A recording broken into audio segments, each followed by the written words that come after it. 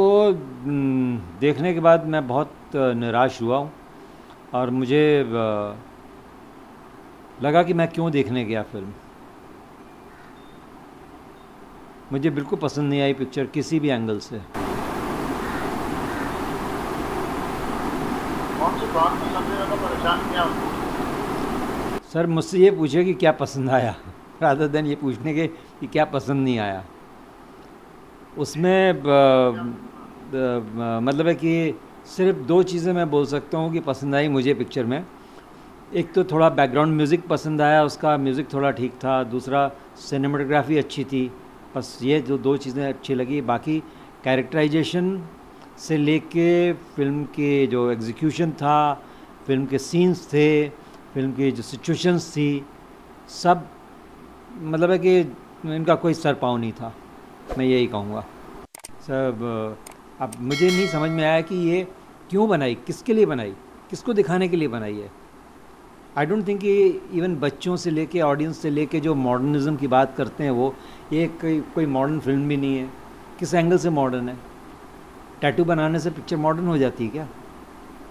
या वो आज की जो हेयर स्टाइल है विराट कोहली साहब करते हैं, जो यहाँ पे 3 लाइनें कर दी ऐसे, वो उससे मॉडर्न हो जाती है picture? I don't know what they are trying to say. Such a big movie, I had a lot of expectation from this movie. मुझे लगा था कि ज़रूर लोग बात कर रहे हैं पर कुछ तो होगा इस मूवी में। क्योंकि क्या है कि मुझे प्रेस ने काफ़ी कांटेक्ट करके बात करने की कोशिश की। मैंने कहा कोई स्टेटमेंट मैं नहीं दूंगा जब तक मैं पिक्चर नहीं देखूंगा। पिक्चर देखने के बाद में मेरे को तो शर्म आई कि मैं क्या स्टेटमेंट दूं उसको लेके। मतलब है कि चलिए मेरी बात छोड़िए, मैं तो इस प्रोफेशन से हूँ, इस कैरेक्टर में वन ऑफ द कैरेक्टर मैं निभा चुका हूँ। पर जो थिएटर में लोग बैठे हुए थे मेरे आसपास में, उनकी रिएक्शन भी बहुत ख़राब थे। They were very upset about watching the movie. They were in fact 2 ladies बैठी थी, वो तो कह रही थी एक दूसरे से, चलो उठ के चले, क्या बकवास देख रहे हैं हम। दूसरी लेडी ने उसको समझाया कि चलो कुछ नहीं, विजुअल इफ़ेक्ट्स जो हैं वही देख लेते हैं। बाजू में बैठा हुआ एक आदमी दूसरा अपने किसी साथी से बात कर रहा था, वो कह रहा था कि यार ये क्या उल्टा सीधा दिखा रहे हैं रामायण के नाम पर, आप सोचिए।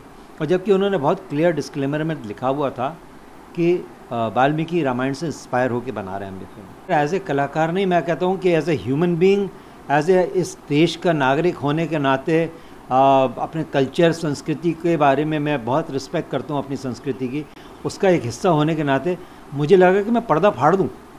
मुझे लगता है कि वो हनुमान जी की सीट रखी है, सारी सीटें हनुमान जी देख के मतलब कि सर पीटते होंगे कि यार किस तरह के डायलॉग मुझसे बुलवा रहे हो मेरे कैरेक्टर से। हनुमान जी हमारे यहाँ पे बहुत मान्यता है उनकी, बहुत बड़े बड़े मंदिर हैं, उनको बहुत पूजा जाता है। कैसे वो बोल सकते हैं इस तरह की बातें? उनको सोचने से पहले जरा भी ख्याल नहीं आया कि इस तरह के डायलॉग हम हनुमान जी के कैरेक्टर के साथ बुलवा रहे हैं। या फिर मेघनाथ भी बहुत होशियार मेरे ख्याल से कैरेक्टर रहा है रामायण का, उससे कह रहे अबे चल निकल ले। ये क्या बम्बई या फुटपाथी लैंग्वेज कहलवा रहे हैं आप उससे? हैं या रावण जैसा ज्ञानी आदमी लोहा पीट रहा है। आप सोचिए, लोहार है क्या वो? है या वो बोल रहा है कि अभी तेरी बुआ का बगीचे में घूम रहा है क्या? क्या है ये? एक बात बताइए कि अगर एक बार मिरर टूट जाए, कपड़ा फट जाए, तो क्या वो दोबारा जुड़ता है या सिलाई वापस हो जाए, ओरिजिनल हो जाता है कि कपड़ा? कुछ भी कर लें, एक बार जो डैमेज हो गया हो गया। पर इन्होंने ये डैमेज क्यों किया, क्या सोच के किया? मॉडर्न आपने बनाना था, मॉडर्न के बहुत से और तरीके हैं, रादर देन इस तरीके से मॉडर्न बनाने की कोशिश कर रही है हमारे। आप ये बताइए कि आज भी अगर आप किसी भी हनुमान जी के मंदिर में चले जाइए, यंगस्टर जाते हैं वहाँ पे, वो टीका लगाते हैं, हनुमान जी का पाठ करते हैं या हनुमान चालीसा पढ़ते हैं। लोग हनुमान चालीसा जेब में लेके घूमते हैं। मुझे याद है मैं फ़्लाइट में था, कहीं पे कुछ यंगस्टर थे जो थोड़े, मेरे ख्याल से हो सकता है शायद पहली बार या दूसरी बार फ़्लाइट में जा रहे होंगे। तो ऑब्वियसली जब फ़्लाइट में आप पहली दूसरी बार, अगर पहली बार जा रहे हो, थोड़ा सा नर्वसनेस होती है। वो हनुमान चालीसा पढ़ रहे थे फ़्लाइट के अंदर। आप सोचिए कितनी श्रद्धा है हनुमान जी के प्रति। उसको आप इस तरह की मौखरी कर, आई डोंट नो वाई। इनको तो मैं समझता हूँ कि चुल्लू पर पानी में डूब के मर जाना चाहिए।